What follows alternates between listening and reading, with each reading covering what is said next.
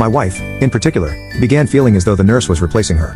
I suggested that if she was willing to take on the responsibilities of taking me to chemo, filling prescriptions, and ensuring I ate and took my medication on time, we could part ways with the nurse. The only reason I had a nurse was that I had become too much for my wife to handle, and she reluctantly agreed to this compromise. She asked if we could find a male nurse instead, but I explained that there were none on the hospital's recommended list. The nurse we had was chosen for her experience with cancer patients and her understanding of my specific needs. She was meticulous, attentive, and highly respectful towards both my wife and daughter. I made it clear that the only way the nurse would be replaced was if my wife and daughter were willing to shoulder her responsibilities. My wife was not pleased with this proposal and retorted that I should do more for myself instead of making my condition everyone else's problem.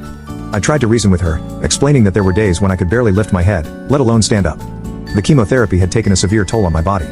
In a fit of rage, she stormed upstairs and began slamming doors. I chose to ignore her tantrum, realizing that her negativity would only hinder my recovery. My main focus remained on my health and well-being. Later that night, I received a call from my mother-in-law, who lived 2 states away.